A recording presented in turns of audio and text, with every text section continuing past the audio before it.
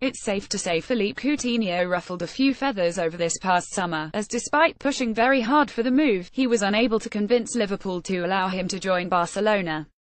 Ever since the door finally closed on the deal, the questions have always been about how long it would take for Coutinho to re-establish the status quo ante, both from a footballing perspective as well as in terms of his relationship with his manager, his teammates, and supporters.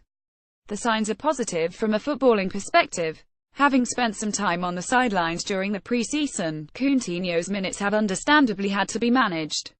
But when given the opportunity to play, the midfielder has quickly settled back into the role of harassing opposition defenders. His excellent free-kick goal against Leicester City will serve as notice to the rest of the league that they shouldn't count on Coutinho being rusty for too much longer. As for the relationships with others at the club, those don't seem worse for wear.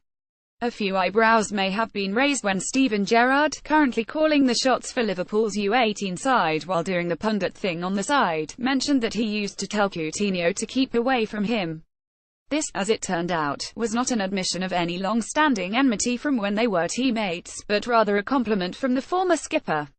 "He's impossible to defend against," said Gerrard. "When I used to train against him, I'd hate it if I was on the opposite five-a-side team. I wouldn't go near him.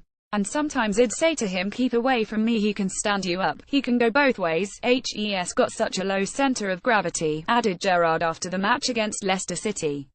"He's sharp, he's quick and he's 2 or 3 steps ahead of defenders.